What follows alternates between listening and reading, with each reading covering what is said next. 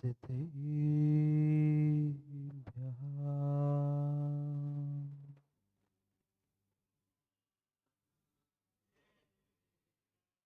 श्रीमत्परं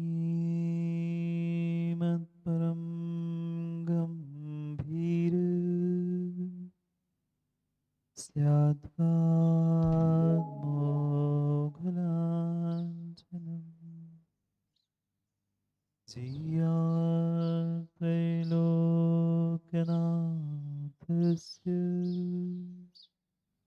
शासनं जिनशासनं सर्वज्ञं सर्वभागीशं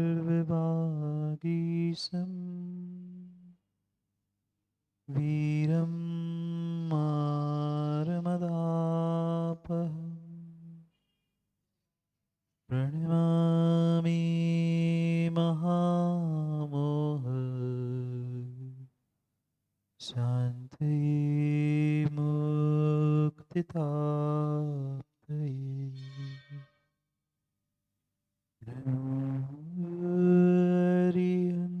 हरिहन्ताणं नमो सिताणं नमो आयरीयणम् नमो वज्रायणम् नमो सर्वसाहु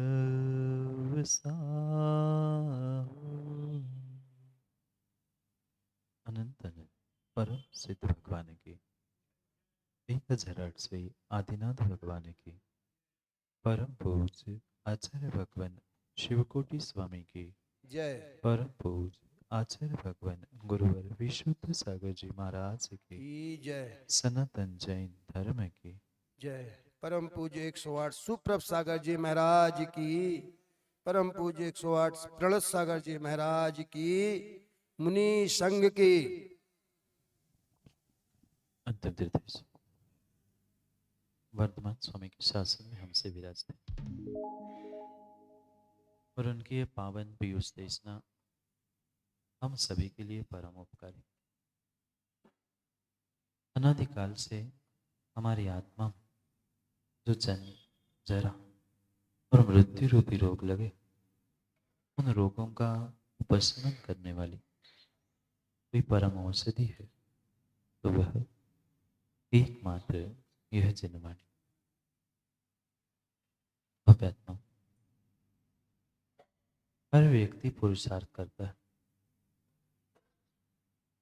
हर जीव मेहनत करता है, क्योंकि उसे पता है जीवन जीने के लिए मेहनत पुरुषार्थ करना आवश्यक। चाहे वह बालक हो, चाहे वह वृद्ध क्यों ना, पर वह बालक और वृद्ध, युवा, स्त्री, पुरुष, कोई भी मनुष्य क्यों ना, अपने अपने उस क्षेत्र में सफल होने के लिए, जीतने के लिए हर समय पुरुषार्थ करता है, मेहनत। जब कोई खेल में जीतने के लिए, कोई कार्य में, किसी में भी सफल होने के लिए जब पुरुषार्थ और क्रियाओं को करने की आवश्यकता है, तो जीवन में भी जीतने के लिए, जन्म मरण को भी जीतने के लिए हमें पुरुषार्थ और मेहनत करने की आवश्यकता। ये बहुत सारे जीवों का भ्रम है कि जो भी कार्य होगा पुण्य से हो जाएगा, कार्य होगा तो काल लब्धि आएगी। ये व्यर्थ की बातें करने से सुमन पंडित जी कभी जीवन सफल नहीं। अगर प्रत्येक कार्य मात्र काल लब्धि से, पुण्य से और भाग्य से ही सफल हो रहा था, तो फिर पुरुषार्थ की, क्रियाओं की आवश्यकता क्या थी? एक गहरे सिद्धांत को जैन दर्शन के समझने की आवश्यकता है। कार्य में काल लब्धि की, पुण्य की, होनहार भाग्य, इन सबकी आवश्यकता है, पर साथ साथ क्रिया रूपी पुरुषार्थ भी आवश्यक। जब तक मन वचन काय की क्रिया रूपी पुरुषार्थ जीव नहीं करेगा, तब तक जीवन में वह किसी भी कार्य में सफल हो नहीं सकता।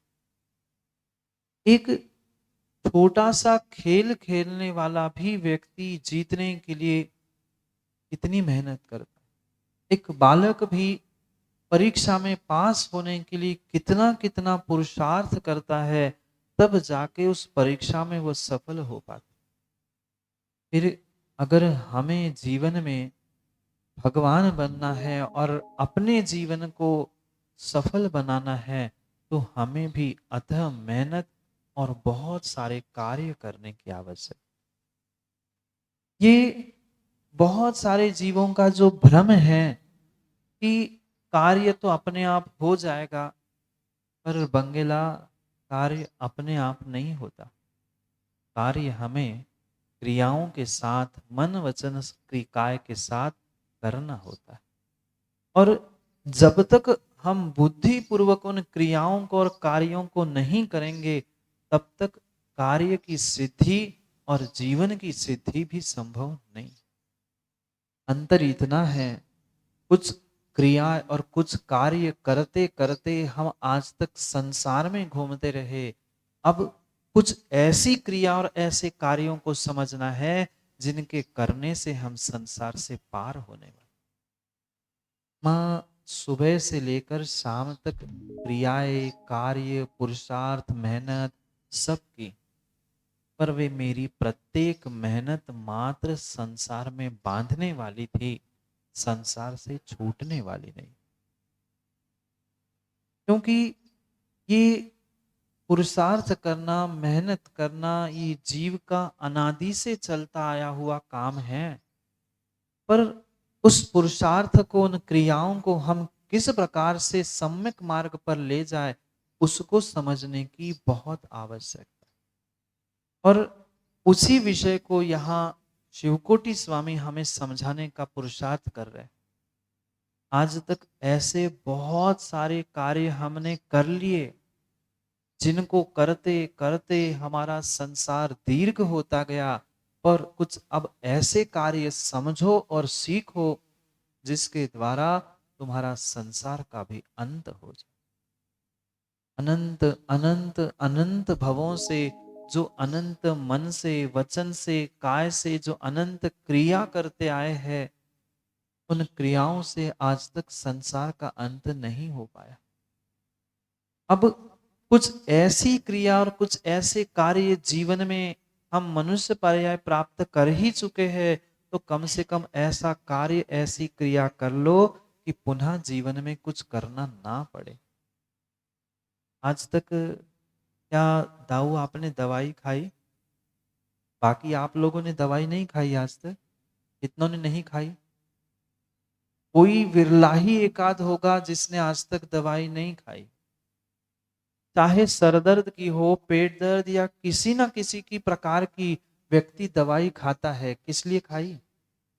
सुमन शास्त्री, दवाई खाई? कभी ना कभी, भले एलोपैथिक नहीं, आयुर्वेदिक, कभी तो खाई। क्यों खाई? चलो दवाई नहीं खाई होगी, माँ रोटी तो खाई होगी। कि रोटी भी नहीं खाते आप लोग? रोटी खाते हैं। फिर रोटी तो आप जैसी इच्छा करते हो, रोटी खानी है, रोटी आसमान से आ जाती होगी थाली में? कैसे आती है? रोटी भी बनानी पड़ती है। रोटी बनानी पड़ती है। रोटी बनानी पड़ती है और फिर रोटी बन गई, पेट भर गया? क्यों?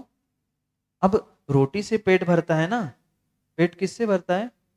रोटी से भरता है। तो रोटी थाली में रख लेना और देख के उठ के चले जाना, पेट भरेगा। क्यों? रोटी से पेट भरता है कि नहीं? रोटी से पेट भरता है ना, फिर थाली में रखी रोटी से पेट भरना चाहिए।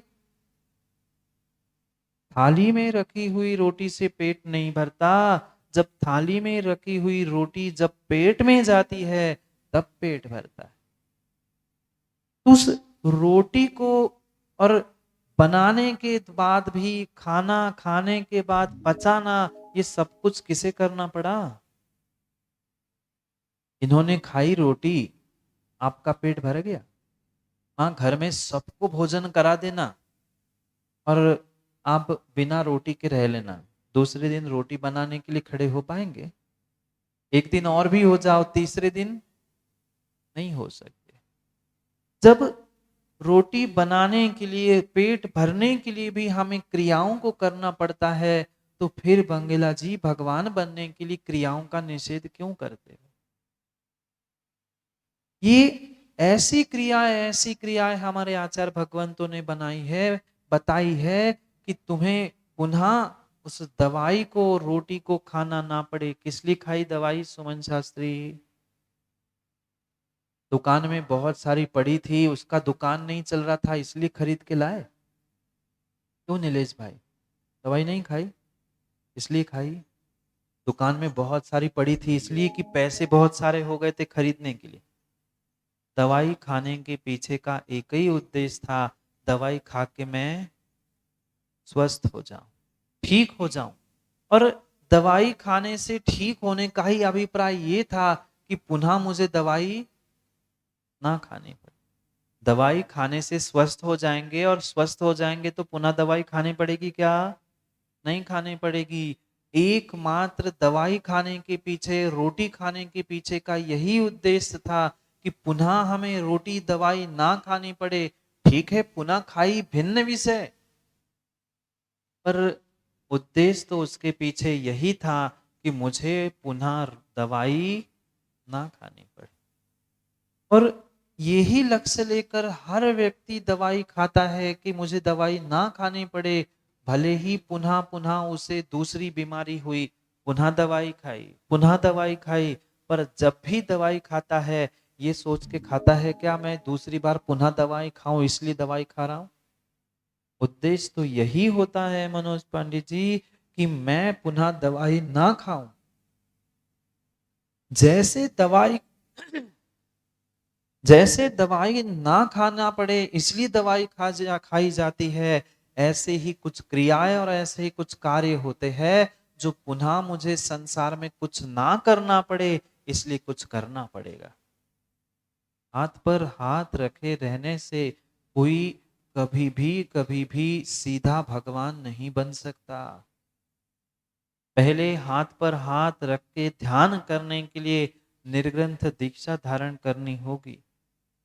उस 28 मूल गुणों को और 28 कृति कर्मों को साधुओं को भी करना पड़ेगा।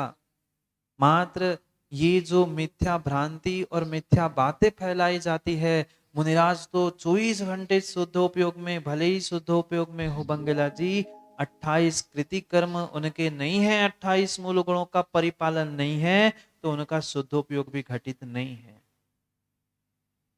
एक नहीं, साधुओं के लिए भी 28 कृति कर्म बताए हैं। सुबह 3:30 4 बजे उठने के बाद रात में सोने तक उन 28 कर्मों को, क्रियाओं को करना होगा, तब वह छठा गुण स्थान बनता है। और छठा है तभी सातवां है, सातवां है तभी छठा है। एक क्रिया नहीं बताई, फिर भगवान बनने के लिए दीक्षा लेना, साधु बनना, कृति कर्मों को करना, तो फिर हमें निर्ग्रंथ गुरु बनने के लिए, साधु बनने के लिए भी श्रावक अवस्था में कुछ पुरुषार्थ करना पड़ेगा।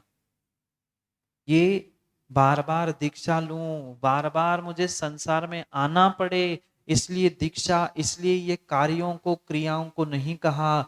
मुझे अब भगवान बन के कुछ भी ना करना पड़े इसलिए संसार में कुछ अच्छा करना पड़े। करते तो आए, कोई समय मुकेश भाई ऐसा नहीं गया जब हम कुछ नहीं करते। भले ही शरीर से नहीं करे, दिमाग से, मन से, वचनों से कुछ ना कुछ चलता है, पर कुछ ना कुछ जो चल रहा था वो पाप का साधन था। अब ऐसा कुछ अच्छा करो जिससे हमें पुण्य की प्राप्ति और पुनः पुण्य को भी नष्ट करके हम भगवान बन पाए। इसलिए उन शुभ क्रियाओं को किए बिना हम अशुभ से बच नहीं सकते और शुभ को छोड़े बिना शुद्ध में भी पहुंच नहीं सकते। लक्ष्य तो हमें भगवान बनने का ही बनाना पड़ेगा, शुद्ध का बनाने पड़ेगा, पर क्रियाओं में शुभ क्रियाओं को भी दोहराते रहना पड़ेगा।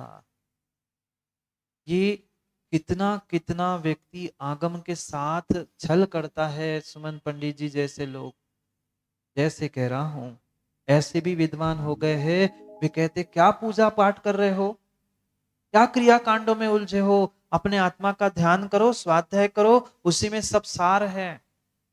भाई कितना कितना बड़ा तू अवर्णमात कर रहा है जैन आगम का। आचार्यों ने स्पष्ट लिखा है, क्रिया के अभाव में श्रावक नहीं है, क्रिया के अभाव में साधु नहीं है। भगवान भी बनने के बाद कुछ क्रियाओं को करना पड़ता है। भगवान को क्या जरूरत थी प्रवचन करने की? क्या भगवान की दिव्य ध्वनि नहीं खिलेगी तो कोई चौका नहीं लगाएगा? उन्हें तो आहार की भी जरूरत नहीं थी, फिर भी गए आहार करने के लिए। जब तीर्थंकर भगवान को निर्ग्रंथों को क्रिया करने की आवश्यकता है, तो श्रावकों को भी आगे भविष्य में कुछ ना करना पड़े, इसलिए आज कुछ करना पड़ेगा। एक पैसे कमाने वाला, भोजन बनाने वाली माँ, पैसे कमाने वाला एक व्यक्ति भी सोचता है आज समय है मैं अच्छे पैसे कमा लूं, आज समय है मैं अच्छी भोजन की तैयारी कर लूं। जब एक सामान्य व्यक्ति भोजन बनाने से और उस व्यापार करते समय सोचता है कि मैं कल के लिए आज कुछ कर लूं, तो फिर एक श्रावक आज के लिए और कल के लिए कुछ नहीं कर पा रहा।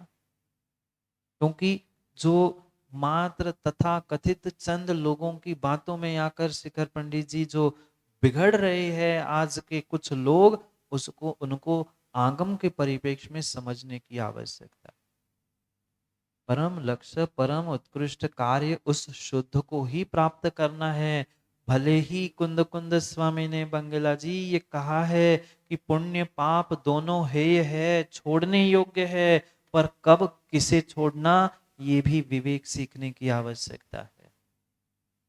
अभी हम अशुभ उपयोग से बच नहीं पा रहे हैं और तुमने शुभ उपयोग छोड़ दो, शुभ उपयोग छोड़ दो, पूजा पाठ क्रिया तपस्या ये क्रिया है छोड़ दो, ऐसी व्याख्या करोगे तो बेचारा ना घर का बच्चा ना कौन कौन। अब मैं कुछ नहीं कह रहा हूं, अब आप ही समझ लो गधा है कि कुत्ता है।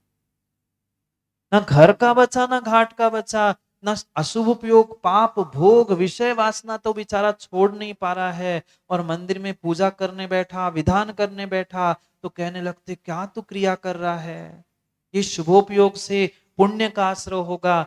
दूसरी बात भी साथ में विद्वानों कहो ना, शुभ का आश्रय हो रहा है, अशुभ का संवर हो रहा है, ये क्यों नहीं कहते?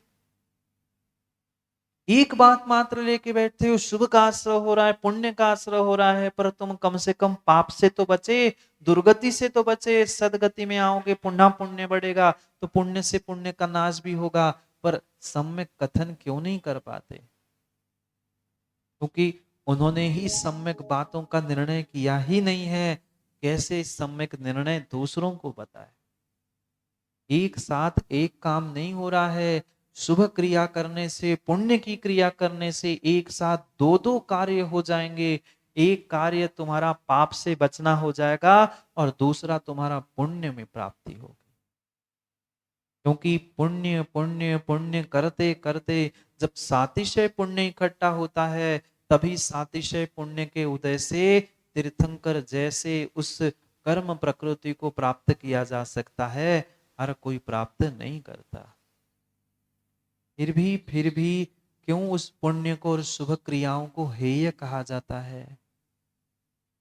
छोड़ने योग्य क्रिया तब है जब तुम 12वें गुण स्थान में, 8वें गुण स्थान में प्रवेश करो, तब तुम्हारे लिए इस पुण्य छोड़ने योग्य है। जो बालक जिस कक्षा में है, जिस अवस्था में है, उसको उसी कक्षा की और उसी अवस्था की, उसके ही दिमाग के हिसाब से अगर कार्य बताया जाए तो वह कार्य कर सकता है, अन्यथा वह फेल हो जाएगा। श्रावक है, श्रावक को श्रावक की हैसियत से करने योग्य कार्य, ना करने योग्य कार्य, इन सब का निर्णय करने की आवश्यकता है। अगर श्रावकों से ही तुम कहोगे पंडित जी कि पूजा पाठ करना व्यर्थ है, तो पूर्वाचार्यों का विरोध नहीं कर रहे हैं। जब देव पूजा, गुरु उपासना, स्वाध्याय, संयम, तप, दान, ये 6 आवश्यक श्रावकों के लिए क्रिया रूप कहे गए हैं। तो फिर पूर्वाचार्य महान है कि आज का विद्वान महान है? एकांत से निर्णय ना करे, पूर्वाचार्यों ने कहे हुए उनके अभिप्रायों को समझकर निर्णय करे, क्योंकि आज के किसी भी ज्ञानी पंडित विद्वान की अपेक्षा से हमारे पूर्वाचार्य श्रेष्ठ थे, हैं और रहेंगे, चाहे आप मानो और नहीं मानो तो भी। इसलिए उन क्रियाओं के, शुभ क्रियाओं के पीछे होने वाले बहुत सारे फायदों को, बहुत सारे वह कार्यों को समझने की आवश्यकता है। पर ये कार्य और ये क्रिया जो भी आगम में बताई गई है, श्रावकों के लिए नहीं, साधुओं के लिए भी कही है, तो मात्र और मात्र पुण्य की प्राप्ति ही नहीं, वह आगे पुनः पुनः उन्हीं उन्हीं को ना करना पड़े। जैसे एक समझदार व्यक्ति दवाई ना खानी पड़े इसलिए दवाई खाता है, ऐसे ही आचार्य भगवान कह रहे हैं, पुनः पुनः संसार की क्रिया, घर गृहस्थी, पाप, आरंभ सारंभ, इन क्रियाओं को ना करना पड़े, इसलिए कुछ श्रावकोचित पुण्य वर्धक सम्यक वर्धिनी क्रियाओं को करो। कुछ क्रिया रोज करने वाली है और कुछ कभी कभी करने वाली है, तो कभी कभी करने वाली तो कभी कभी तो अच्छा कर लो, क्योंकि करने का पुरुषार्थ तो हमें बचपन से नहीं, कई भवों से है। पर जो करते आए हैं उसे कुछ अच्छे रूप करने का पुरुषार्थ करो ना। ऐसा कोई भी व्यक्ति नहीं है कि जो जीवन में कुछ नहीं करता, कुछ पैसे भी नहीं कमाता होगा तो खाता तो होगा, उड़ाता तो होगा। मंदिर में बैठ के पूजा भी नहीं करता है, पर बैठे बैठे चटाई के टुकड़े तो करता ही है। कुछ नहीं मिला तो चटक उठा के खाता तो है ही। जब ये कुछ ना कुछ करने की आदत पड़ी ही है, माँ तो कुछ अच्छा करने की आदत क्यों नहीं डालते? ऐसा कुछ कार्य करो ना, ऐसी कुछ क्रिया करो ना, जिसके द्वारा मुझे पुनः संसार में आकर संसार की पाप की क्रिया ना करनी पड़े। समय, काल, उस जीव की अवस्था आदि सब कुछ समझकर हमें उसको आगम का उपदेश देने की आवश्यकता है। सामने वाले वक्ता, श्रोता, उन दोनों की अवस्था समझे बिना अगर हमने उपदेश दिया है, तो वह एकांत का उपदेश जीवों को भ्रमित करने वाला है। इसलिए शिखर पंडित जी, पहले पापों से छुड़ाओ, श्रावकों को पहले पापों से छुड़ाने का प्रयास करो, फिर उनको पुण्य से और शुभ क्रियाओं से आगे बढ़ने के बाद छोड़ने का पुरुषार्थ करने के लिए समझाओ। तुमने पहली की कक्षा में पढ़ने वाले व्यक्ति को 10वीं का सिलेबस सामने रख दिया, वो पास होगा कि फेल? फेल होने की तो बहुत दूर की बात है, वो वही सोचेगा हाथ जोड़ ले, हमें तो पढ़ाई नहीं करनी। भाई, पहली कक्षा की विद्यार्थी को पहली कक्षा का ही सिलेबस पढ़ाना होगा। ऊपर का सिलेबस पढ़ाने से दूसरी चौथी का भी पढ़ा दोगे तो भी वो पढ़ नहीं सकता। ऐसी ही स्थिति है। श्रावक के लिए श्रावकोचित क्रिया कही है, साधुओं के लिए साधुओं की उचित क्रिया कही है। उन क्रियाओं को करना इसलिए है कि पुनः पुनः आज तक जो संसार में मैं परिभ्रमण करते हुए क्रिया करता आ रहा हूं, उन क्रियाओं को मुझे ना दोहराना पड़े, इसलिए। और इसी कारण से हमारे पूर्वाचार्यों ने एक श्रावक को लेकर, यानी जन्म के पहले से, हाँ पढ़ो, प्रथमान योग पढ़ने की आवश्यकता है। आदि पुराण में जिनसेन स्वामी ने श्रावकों के लिए उन 53 क्रियाओं का व्याख्यान किया। कितनी क्रिया? 53 क्रियाओं का व्याख्यान किया। गर्भाधान से लेकर मृत्यु तक, आग लगाने तक की प्रत्येक क्रिया का व्याख्यान हमारे आचार्य भगवंतों ने किया। और मात्र उनका एक ही उद्देश्य था कि किसी क्रिया, किसी कार्य के लिए तुम्हें दूसरों के सामने हाथ फैलाना ना पड़े, इसलिए दिगंबराचार्यों ने प्रत्येक क्रिया का वर्णन। पहले साल में कौन सी क्रिया, 45 दिन में कौन सी क्रिया, 8 वर्ष के बाद वे उपनयन, उपनीति, संस्कार, फिर शादी विवाह के संस्कार, बाद के संस्कार, सब संस्कारों की व्याख्या की है, पर हमें पढ़ने के लिए भी समय नहीं है, और कोई पढ़ के सुना रहा है तो भी राजेश जी हमें सुनने नहीं है। क्यों? क्योंकि हम तो द्रव्यानुयोग को जानते हैं, हम तो अध्यात्मवादी है। जैन दर्शन अध्यात्मवादी, भले ही अध्यात्म की व्याख्या बंगेला जी आचार्य भगवंतों ने की है, वे ही कुंद कुंद स्वामी रैणसार जैसे ग्रंथों में श्रावकों की क्रियाओं का व्याख्यान करते हैं। जिन्होंने महान समय सार जैसे द्रव्यानुयोग के ग्रंथ को हमारे लिए बताया, अध्यात्म का ग्रंथ बताया, वही रैण सार जैसे ग्रंथों में श्रावकों के लिए श्रावकाचार और साधुओं के लिए मूलाचार भी बताया। पर हम समझते नहीं हैं, एकांत से निर्णय करके कहने लगे कि नहीं नहीं, हमारे जैन दर्शन में क्रियाकांड नहीं है, मात्र अध्यात्म बताया है। भाई, अध्यात्म लक्ष्य है और क्रिया वहां तक पहुंचने का मार्ग है। ये अनावश्यक रूप से जो हम स्वयं भ्रमित है और दूसरों को भ्रमित करा रहे हैं, ये परिपूर्ण रूप से दूसरों के साथ तो ठीक है, उसका जैसा पुण्य पाप है, आप अपने आप के साथ विद्वानों छल कर रहे हो। अगर सम्यक निर्णय नहीं है तो क्रियाकांड किए बिना अध्यात्म की सिद्धि हो नहीं सकती, और बिना क्रिया के मात्र अध्यात्म अध्यात्म अध्यात्म चिल्ला रहे हो तो भी तुम अध्यात्म योगी नहीं बन सकते। जब अध्यात्म में हो ही, अध्यात्मवादी हो ही, तो पंडित जी, सुमन जी, इतने ही अध्यात्मवादी हो ही, इतने अध्यात्म योगी हो ही, तो दूसरों को कह क्यों रहे हो मैं अध्यात्म योगी हूं, मेरा अध्यात्म का इतना इतनी अच्छी पकड़ है, मैंने इतना अध्यात्म को जाना है, ऐसे कहने वाला बंगेला जी कभी अध्यात्मवादी हो नहीं सकता। बिना क्रिया के फिर तुमने उपदेश क्यों दिया, दूसरों की कक्षाएं क्यों लगाई? अगर कह रहे हो तो तुमने भी क्रियाकांड किया, फिर क्रियाकांड का निषेध क्यों कर रहे? दो आगम की व्यवस्था बताई है, पहले व्यवहार रूप से उन क्रियाओं को करना होगा, फिर निश्चय रूप से क्रियाओं को करना होगा, और फिर निश्चय व्यवहार दोनों की क्रिया छोड़ के परम निश्चय में अध्यात्म में लीन होना होगा। पर क्या करे, बहुत बड़ी वर्तमान की समस्या है।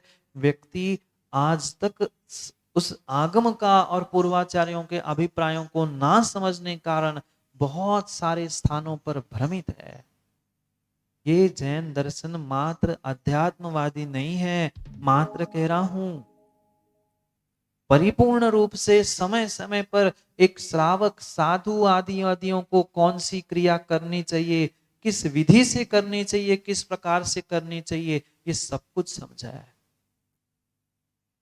कि बहुत बहुत आवश्यक है इन क्रियाओं को समझना, अन्यथा माँ कार्य तो करते आएंगे, पूजा कर ली, विधान कर ली, सिद्ध चक्र विधान कर रहे हैं ना, सिद्ध चक्र विधान कर रहे हैं ना आप सभी, क्यों कर रहे हैं, कैसे करना है, नहीं पता।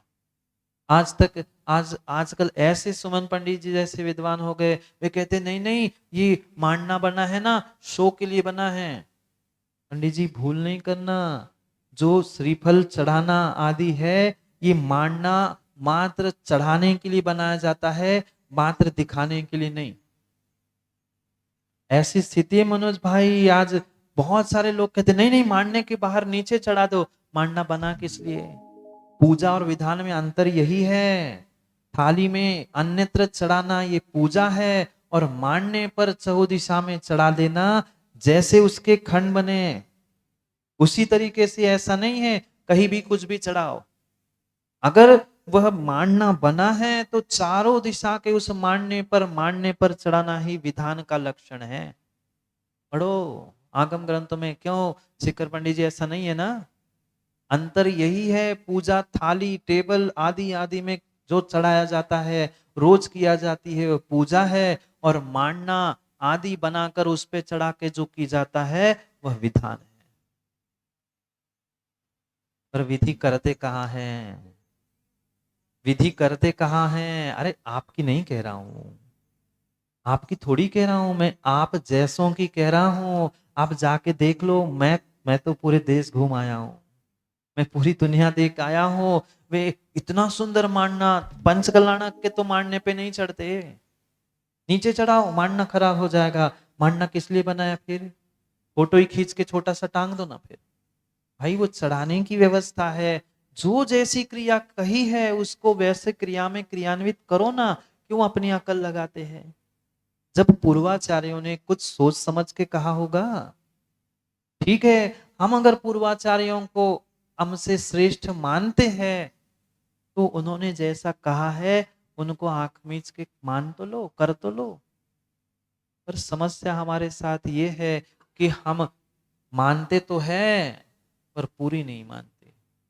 हमारी जितनी मानने योग्य होती है उतनी नीलेश भाई मानते हैं, बाकी हम मन की मानते हैं। कभी सफलता नहीं मिलेगी, कभी सफलता नहीं मिलेगी।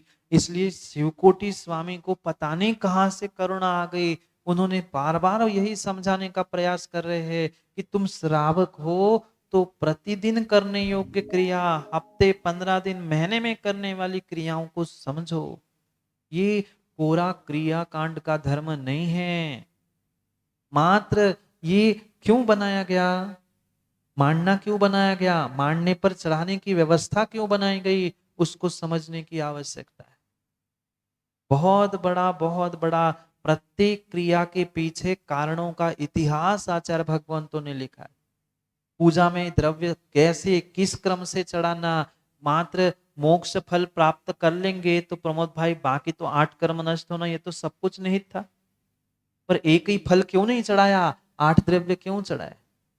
8 द्रव्य ही चढ़ाने थे। पहले स्थापना क्यों की? स्थापना हो गई, 8 द्रव्य चढ़ गए, अर्घ्य में तो चढ़ा दिया थे, फिर जयमाला क्यों की?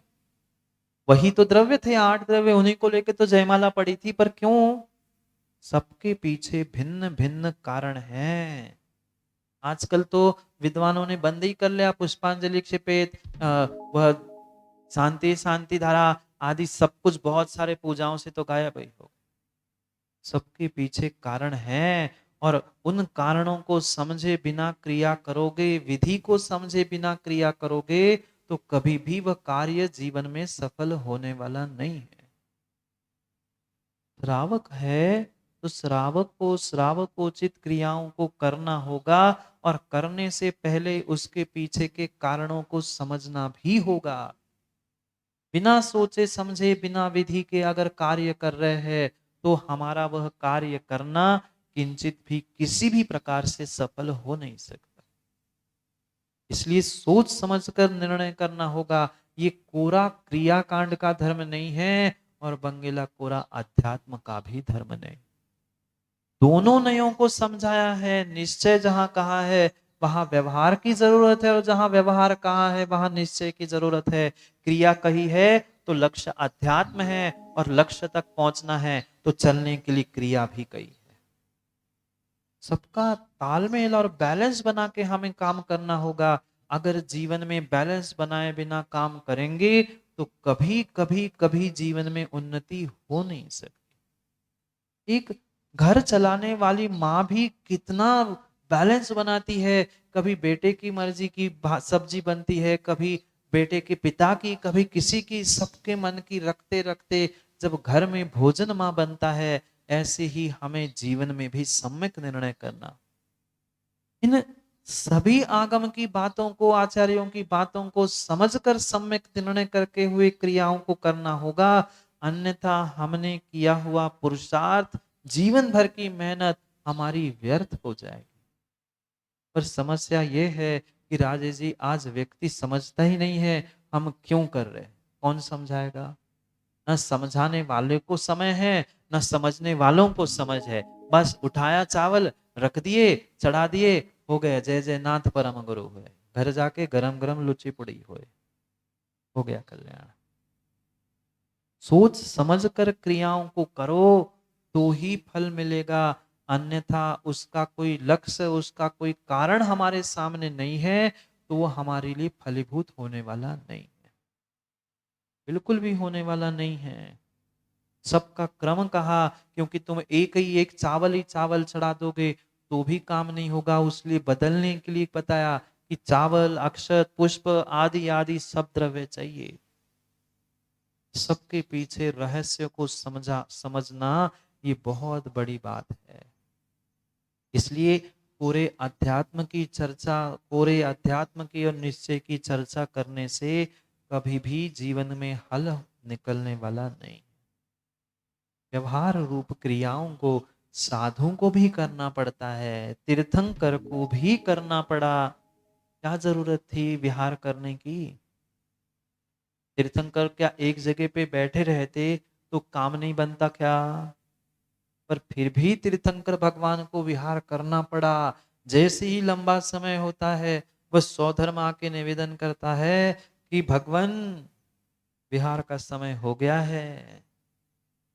उनको भी विहार करना पड़ा। फिर श्रावक को तो कितनी सारी सम्यक क्रियाओं को करना हो।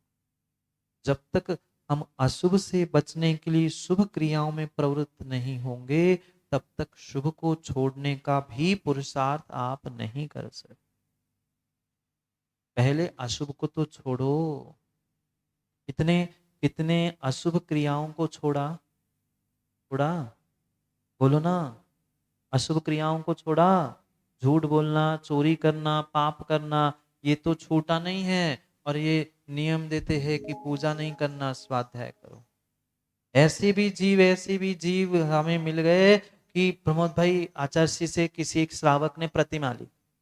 पहले 2 प्रतिमा थी और जाके उसने एक नगर में तीसरी प्रतिमा ली। अब वो अ, हो सकता है बंगीला का परम मित्र हो, स्वाध्याय प्रेमी था। उसने जाके अपने मित्रों से शाम को कह दिया, मैंने आज गुरुजी से 3 प्रतिमा ली।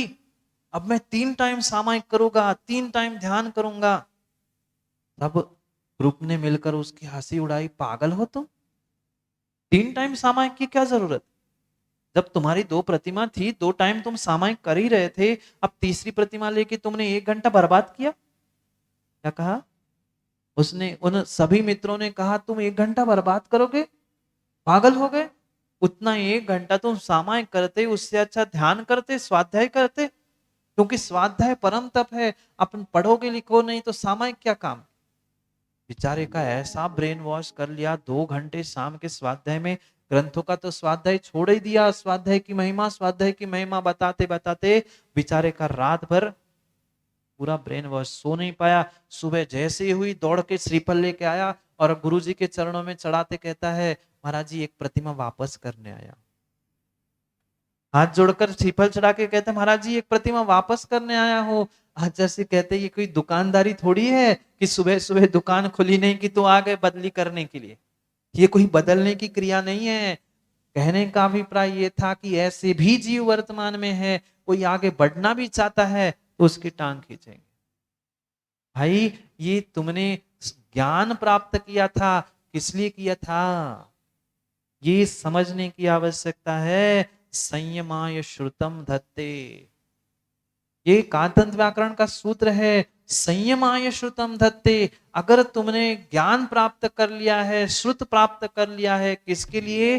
संयमाय, संयम धारण करने के लिए। संयम प्राप्त नहीं कर पा रहे हो, संयम से रहित तुम्हारा श्रुत ज्ञान भी शून्य है। संयम के लिए, क्रियाओं के लिए धारण करना होगा। अगर जो सम्यक ज्ञान तुमने प्राप्त कर लिया है वह तुम्हारे सम्यक चारित्र में, सम्यक्त्वाचरण चारित्र में भी परिवर्तित नहीं हो रहा है तो तुम्हारा ज्ञान सम्यक ज्ञान है नहीं। नहीं है, मात्र मात्र वो पोपट पंछी है, तोते जैसी बातें करते रहो, मीठी मीठी मीठी मीठी, पर निर्णय कुछ नहीं। इसलिए कह रहे हैं निर्णय करने की आवश्यकता है, तब जाके उस क्रियाओं का फल अध्यात्म में और अध्यात्म का फल क्रिया से प्राप्त हो सकता है। दोनों की आवश्यकता है। एकांत से ना क्रिया क्रिया धर्म है, ना एकांत से मात्र निश्चय निश्चय धर्म है। ये क्रियाओं से उस लक्ष्य तक पहुंचने के लिए, निश्चय तक, अध्यात्म तक पहुंचने के लिए एक मार्ग बताया है। उस मार्ग को प्राप्त करने की आवश्यकता, क्योंकि मार्ग पर चले बिना मंजिल तक नहीं पहुंचा जाता। मंजिल तक पहुंचने के लिए मार्ग की आवश्यकता है।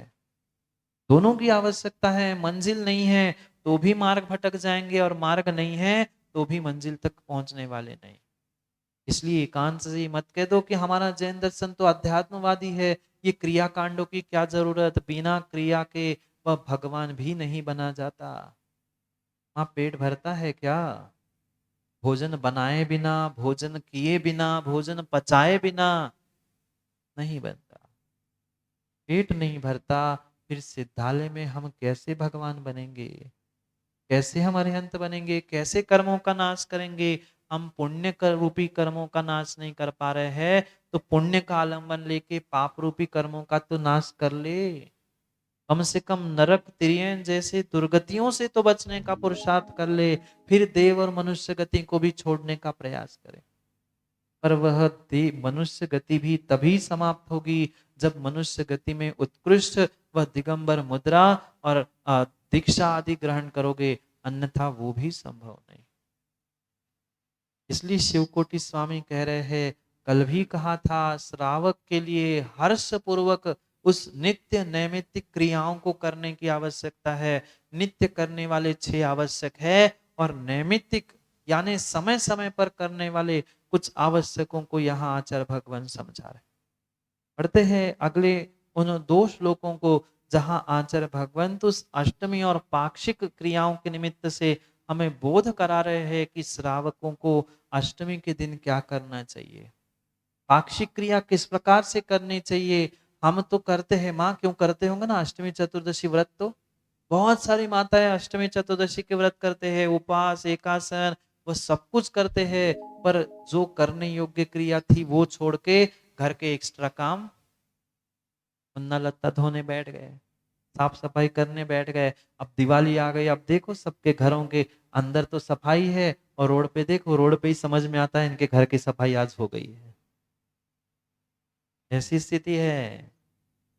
सोचो, इसलिए कह रहे हैं अष्टमी चतुर्दशी पाक्षिक आदि दिनों में ये संसार की पापों की समय है, आज अंतो नहीं करनी है सो साफ सफाई में नहीं।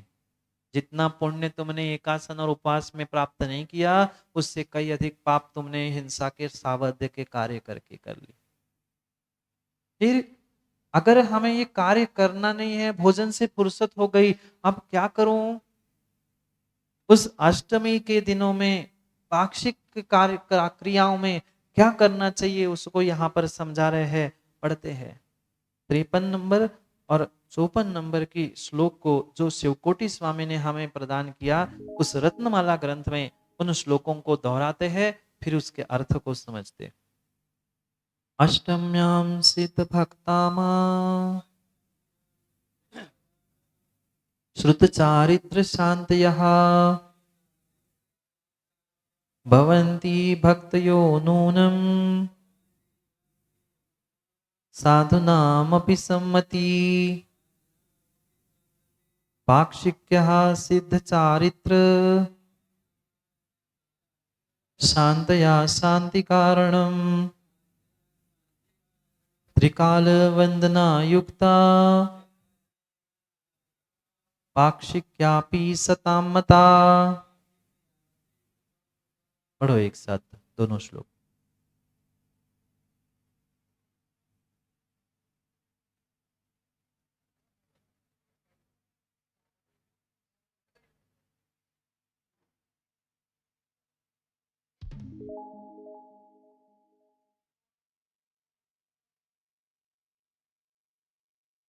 जो पढ़ पाते हैं श्रेणी दादा उनको दे दिया करो, ठीक है? पढ़ो। अष्टम्याम, अष्टमी के दिन सिद्ध भक्ति, श्रुत भक्ति, चारित्र भक्ति और शांति भक्ति। ये किसी प्रमोद भाई व्रती के लिए नहीं कह रहे। श्रावक वो सामान्य श्रावक है, प्रति प्रतिमाधारी नहीं, एक सामान्य श्रावक को भी अष्टमी के दिन पाक्षिक यानी 15 दिन के बाद इन क्रियाओं को करना होगा। और मात्र श्रावकों के लिए नहीं कह रहे, साधुनाम अपि सम्मति। साधु तो करते ही है अष्टमी चतुर्दशी पाक्षिक मासिक वार्षिक चातुर्मासिक, पर श्रावकों के निमित्त से दोनों के लिए कह रहे हैं कि अष्टमी के दिन सिद्ध भक्ति, शुद्ध भक्ति, चारित्र भक्ति और शांति भक्ति, वह एक भक्त श्रावक को और साधु नाम अपी, साधुओं को भी इन क्रियाओं को करने की आवश्यकता है, क्योंकि ये पर्व के दिन है और इन दिनों में उन क्रियाओं को करना होगा। तो सिद्ध भक्ति, शुद्ध भक्ति, चारित्र भक्ति और शांति भक्ति, मां ध्यान में रखना, ये 4 भक्तियां अष्टमी के दिन पढ़नी चाहिए। इन 4 भक्तियों को पढ़ने से ही वह कर्मों की निर्जरा होगी। बाकी तो पाप के कार्य तो रोज करते हैं, कम से कम अष्टमी, चतुर्दशी, उन 15 दिन में, महीने में इन क्रियाओं को करेंगे तो बहुत सारे हमारे जीवन भर के, दिन भर के पाप तो कटेंगे। 4 भक्तियां कही, सिद्ध भक्ति, श्रुत भक्ति, चारित्र भक्ति और शांति भक्ति। छोटी छोटी नहीं, पूरे दंडक के साथ इनको पढ़ने की आवश्यकता है। फिर अष्टमी को हो गया, फिर पाक्षिकम सिद्ध चारित्र। पाक्षिक यानी 15 दिन में भी वह सिद्ध भक्ति, चारित्र भक्ति, शांति भक्ति, शांति कारणा, शांति करने के लिए इन 3 भक्तियों को प्राप्त करने की आवश्यकता है। कब? पाक्षिक यानी पाक्षिक क्रिया में 15 दिन में एक बार पुनः सिद्ध भक्ति, चारित्र भक्ति, शांति भक्ति करना चाहिए, शांति प्राप्त करने के लिए। शांति प्राप्त करने के लिए त्रिकाल वंदना युक्त पाक्षिक्यापि सताम मता। जो सज्जन पुरुष है, ज्ञानी पुरुष है, जो अपने आप को श्रावक बनाना चाहता है या श्रावक बन रहा है, उन सभी सताम यानी सज्जन पुरुषों के लिए कह रहे हैं पाक्षिकी क्रिया करनी चाहिए। किस प्रकार से? त्रिकाल वंदना यानी 3 समय पे सामायिक तो करनी ही करनी चाहिए। कम से कम मां रोज नहीं कर पा रहे हैं, अष्टमी चतुर्दशी 15 दिन में एक बार, महीने में एक बार, कम से कम वह विधि पूर्वक सामायिक करो। त्रिकाल देव वंदना युक्तम, त्रिकाल वंदना युक्तम। त्रिकाल यानी 3 समय में जो देव वंदना यानी जिसे सामायिक कहते हैं, उन सामायिकों में इन भक्तियों को पढ़ो। असंख्यात असंख्यात कर्मों की निर्जरा उन भगवान की भक्ति करने से होती है। इतना बड़ा सौभाग्य है प्रिंस तुम्हारा कि तुम्हें साक्षात सिद्धों की आराधना करने मिल रहा है। पर मात्र शरीर से, मात्र मां थाली से इधर से उधर पंडित जी स्वाहा स्वाहा स्वाहा नहीं, कुछ उसका भीतर गंभीरता से निर्णय और भावों को भी समझने का प्रयास कर, तो उसका फल भी हमें अवश्य मिलता जाएगा। नहीं तो क्रिया क्रिया क्रियाओं से फल नहीं है। उसका लक्ष्य ये है कि हमें भी जीवन में सिद्धि मिले, हमें भी उस संसार से सिद्धत्व को प्राप्त करने की शक्ति प्राप्त हो। इसलिए इन क्रियाओं को समझाया। समझाया तो बहुत कुछ है, पर किया करा क्या जाए। समझाया तो बहुत कुछ आचार्यों ने है, पर हम समझना चाहे तब तो ना। समस्या यही है, बहुत कुछ लिखा, बहुत कुछ समझाया है आचार्य भगवंतों ने आगम ग्रंथों में, पर हम जानते भी हैं, पर जानते हैं पर आप ही कह रहे हो मानते नहीं। अब जो है सो है, मान, कम से कम इतना ही मान रहे हैं, यही बहुत बड़ी बात है। इतना ही मान रहे पंडित जी की मानते नहीं है। सही बात है। यही तो समस्या है, यही तो बात है। हम अधूरे नहीं, हम पंडित जी हम अधूरे नहीं, हम अभागे नहीं, हम अधूरे नहीं, हम अभागे नहीं। बात इतनी सी है कि हम अभी जागे नहीं। हम अधूरे नहीं, हम अधूरे नहीं, हम अभागे नहीं। अंतर इतना ही है कि हम अभी जागे नहीं हैं। रास्ते मिलते हैं वंगेला, रास्ते मिलते हैं भूलने भटकने से। रास्ते अवश्य मिलते हैं भूलने भटकने से, पर पर रास्ते अवश्य मिलते हैं। भूलेगा भटकेगा तभी तो रास्ता मिलेगा। और भूले नहीं, भटकने के लिए उसने रास्ता देखा ही नहीं तो क्या करेगा? कुछ नहीं करेगा। इसलिए बहुत अच्छी बात नीलेश भाई, हमें सलाह के लिए ध्यान रखना, हम अधूरे नहीं, हम अभागे नहीं। अंतर इतना है कि हम अभी जागे नहीं। रास्ता मिलता है, रास्ता मिलता है भूलने भटकने से सही। गुमराह तो वो है, गुमराह तो वो है भानु जो घर से निकलते नहीं, जो घर से निकलते नहीं। जो मोहन भाई अभी घर से निकले नहीं ना जबलपुर वाले, वे ही बेचारे गुमराह है। वे भटकने वाले कहीं ना कहीं भूल भटक के पहुंच जाएंगे लक्ष्य तक, पर जिसने करना सीखा ही नहीं है ना बंगेला, वे गुमराह है बेचारे, क्योंकि घर से निकले ही नहीं। जो घर से निकलते नहीं है वे ही गुमराह है। रोड पर घूमने वाले, भटकने वाले आज नहीं तो कहीं मंजिल पे पहुंचेंगे जरूर, पर जिसने क्रिया की नहीं, पुरुषार्थ किया ही नहीं, मेहनत की नहीं है, वो कभी भी मंजिल तक पहुंचने वाले नहीं है।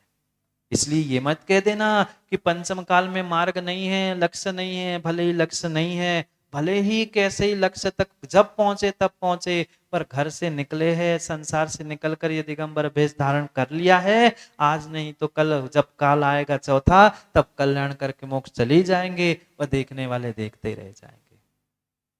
इसलिए जाओ, निकलने का समय हो गया है। नहीं आपका नहीं, आपको तो विधान करना है, हमारा निकलने का समय हो गया। तो माइक पकड़ लिया पंडित जी ने, बंद कर रहा हूं, बस 1 मिनट में समाप्ति कर रहे हैं।